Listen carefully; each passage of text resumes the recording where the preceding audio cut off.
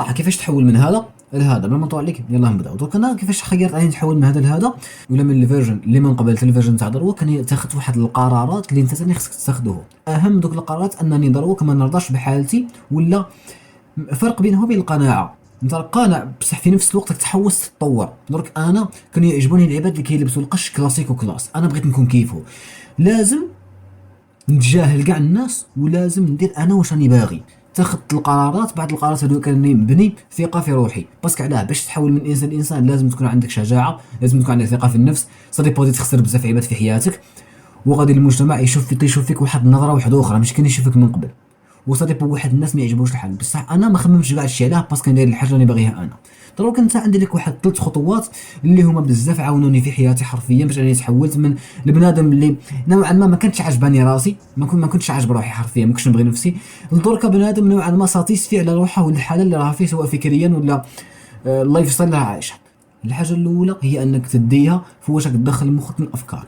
دروك انت الا جيت تكومباري بين الانسان اللي راك فيه حاليا والانسان اللي راك باغي تكونه، الانسان اللي باغي تكونه عنده افكار متبدله كليه على الانسان اللي راح تشوفها حاليا. راك فاهمني؟ سبب خصك تراقب الافكار اللي راك تدخلها لمخك. الا كنت انت انسان يضيع وقته في السوشيال ميديا ويدير صوالح في تافهه وما عندهاش كاع اهداف وحياتها ما عندهاش كاع معنى، حاجه باينه باللي ما غاديش تكون راضي على حياتك وما غاديش تقدر تحول من شخص لشخص واحد اخر. علاه؟ باسكو الافكار اللي كيتبناه الانسان في وسط الطريق تاع التحول تاعه من شخص الى اخر افكار غادي يبدلوا له حياته، افكار فريم بديها واش تكونسومي دروك. سمع على سبيل المثال شوف واش تشوف في السوشيال ميديا، شوف الجماعه ولا الناس اللي تقعد معاهم واش يقولوا لك، واش تسمع، واش تقرا، واش تفرج. هذوك الصوالح ياثروا على طريقه التخمام نتاعك، وبالتالي طريقه التخمام نتاعك هي اللي ديترميني الشخصيه نتاعك كي تكون دايره.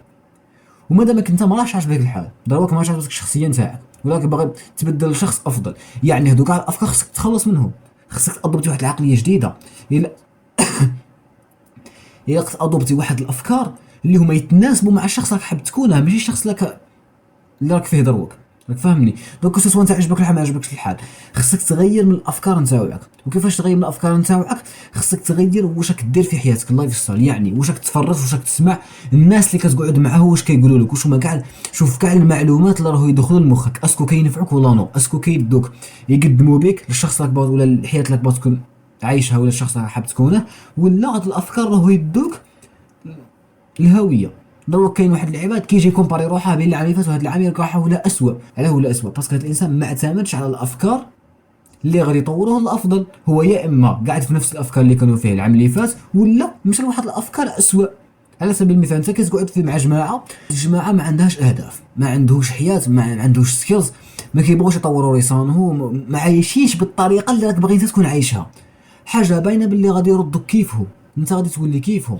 درك انت لا بغيت تكون انسان واحد اخر لازم تبدل الجماعه. راك باغي تكون انت انسان عنده اهداف في حياته، لازم تصاحب عباد عنده اهداف في حياته، لازم تتفرج واحد المحتوى وتكونسومي واحد لي زانفورماسيون اللي هما كاع متعلقين بهذا الموضوع. انني نتبدل، انني ندير اهداف، ان حياتي تكون عندها معنى، انني نتحول انسان كنحبه، يعني نتحول انسان ساتيسفي على روحه، نتحول لواحد اللايف ستايل اللي هو نكون كما نقولوا حياتي عجباني. حياتي عجباني. درك ما خصنيش نكون دائما الصباح في نهار كاره في حياتي، ولا ماشي نخدم خدمه كارهها، ولا دائما نقعد نلوم في راسي باسكو كان عندي واحد ليزوكازيون باش نبدل في راسي وما بدلتش، ودائما تلات فيا عايش فتره العشرينات ولا الثلاثينات ولا ايا كان الوقت دائما عايشه كاره، ودائما حاب ديك الفكره في راسي انني نكون انسان واحد اخر، بصح دائما ما طبقتهاش. تسمى دير الحاجه الاولى. الحاجه الدوزيام تديها في المظهر نتاعك. شوف كاين واحد العباد كتقول له ديها في المظهر نتاعك، يشوفك ديك الشوفه يقول لك باللي انا ما كنديهاش في الناس واش كيشوفوا فيا. هذه فكره خاطئه تماما. علاه؟ باسكو المظهر نتاعك حاجه متعلقه بك انت. المظهر نتاعك خصه يعبر على الشخصيه نتاعك. المظهر نتاعك هو اللي يقول للناس شكون انت قبل حتى ما تقول اي كلمه. الناس كيشوفوك من بعيد غادي يدوا عليك واحد الفكره، اسكو ديك الفكره انت راك باغيها.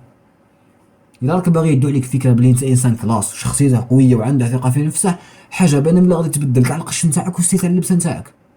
وباي ذا واي تلبس اللبسه راك باغيها انت، ماشي تلبس لبسه كارها باش تبليزي الناس، داك حتى شي واحد اخر. دروك انت لازم تخير ستيل اللي تكسبرسي به الشخصيه نتاعك، لازم تخير ستيل اللي تكون فيه كونفورت، تكون فيه عندك الكونفيونس في روحك، تخير ستيل اللي ساتيسفيك نتايا. واختار من عقليه الناس ونديها في الغاشي باسكو انا ماش نهضر كاع على الغاشي، لا انت كل يوم تلبس ستيل كتكرهه، اما هنا حاله لبس ستيل اللي كتبغيه واللي تحبه واللي اكسبريسي الفكره اللي راك باغيها نتايا ولا راك باغي الناس يخموا فيها كيشوفوك من البعيد. باسكو ماكش كاين واحد سيتوياسيون وين اللبسه نتاعك تحكم عليك، هذه ما نقدروش نهربوا منها. الناس كاع كتحكم بالمظاهر، ما تقول لي لا ما كنديهاش فيه ولا ما على باليش انا الروح ولا الداخل. هي صح سي فري الداخل هو الصح، بصح الناس ما كتفهمش هاد العقليه. الناس غادي تشوفك تحكم عليك من برا، تدي عليك فكره زينه ولا شينه، كلاس ولا ماشي كلاس، يحتقروك ولا يكبروا بك. هادشي كاع انت تتحكم فيه عن طريق الستيل تاع اللبسه نتاعك. الحاجه الطروازيام في هذا الفيديو هي انك تتجاهل المجتمع، هي انك نوعا ما خصك تجاهل المجتمع والناس اللي محاوطين بك. عندي واحد المبدا في حياتي نتمشى به، مادام انني مانيش ندير الحرام ومانيش نادي الناس يعني ندير اللي نبغي. انا باش نتحول من شخص لاخر كان عليا انني نتجاهل المجتمع. علاه؟ باسكو المجتمع صديق ما غاديش يعجبها الحال، الناس ما غاديش يعجبوا الحال كتحول، غادي يشوفوك بواحد النظره واحده اخرى. كاين عباد يحسدوك، كاين بزاف الصوالح اللي غادي تخليه في الطريق، فهمني. وشوف انت مع روحك، الا كانوا كنت راك تولي شخص واحد اخر يعني خصك تاكسبت العقليه وخصك تجاهل المجتمع. باسكو المجتمع صديق كاين واحد العباد راهو باغيينك تكون كيما هاك، وكاين واحد العباد ما يعجبوش الحال كيتبدل، وكاين واحد العباد كراك تسمع ليهم هو عنده القدره انه يعلمك ولا يوصلك للبلاصه اللي وصل ليها هو ماشي انت. على سبيل المثال انت راك باغي تكون انسان ناجح، كي تصاحب الانسان الناجح ولا كي تكون في مجتمع نتاع عباد ناجحين، احتمال كبير غادي تولي واحد منهم. علاه؟ باسكو هاد العباد الناجحين عنده القدره انهم يعلموك كيفاش توصل واش وصلوا هما، وباذن الله غادي توصل. كي يكون لونفيرونمون نتاعك ولا المجتمع نتاعك عباد ما عاجبينكش، ما واصلينش للفكره ولا اللايف ستايل ولا ما واصلينش للستاج اللي راك باغي توصل له نتايا، كي تسمع ليه ودير عليه، هما عندهم القدره انهم يعلموك كيفاش توصل لوين وصلوا هما. بصح اسكو البلاصه اللي وصلوا ليها هما راه عجباتك ولا نو؟ وكاين خطات وين الحاجه اللي كتبغيها ما غاديش الناس يعجبوا الحال. دونك انا تجاهز كاع المجتمع، انا بغي نولي انسان واحد اخر، نولي انسان كلاس، بغي نتحول من شخصيه لواحده اخرى. ما غاديش نسمع كاع الناس، غادي نريح نطور راسي، نحوس واش خصني، نحوس ندير الصوالح اللي نحبو. ومهما المجتمع كان يرفض الافكار نتاوعي، مهما المجتمع كان يرفض الافكار نتاوعي ولا الايديولوجيه راني ماشي بيها باش نطور راسي، ولا يرفض الشخص اللي نحب نكونه، انا غادي نتجاهله. علاه؟ باسكو انا ما غاديش يعجبني الحال كي ما نوصلش لواحد المرحله انني ساتيسفي على روحي، ساتيسفي لحياتي، نحوس نطور راسي بطريقه ترضيني. انا راني باغي نرسم، المجتمع يقول لي بلي الرسم ضياع وقت، مانيش نسمع له كاع، باسكو انا حاب نرسم ما نديهاش كاع فيك. وانك تغير ذاتك ولا تغير شخصك من شخصيات اخرى خصها شجاعه كبيره. علاه؟ باسكو الناس غادي يبدو يحكموا عليك، غادي يبدو يعطيك الاراء نتاعهم، تسمى خصك تجاهل كاع هادشي، وخصك تكون عندك الشجاعه اللازمه والكافيه باش تحول للشخص راك حابه نتايا. جوسبر هذا الفيديو يكون نفعك، يكون حلك عليك على واحد الافكار جداد. الا كاين شي سوجي حاب نهضر عليه بشكل مفصل ولا نبحث فيه، اكتب في لي كومونتير، نتلاقاو. تهلا الله في روحك.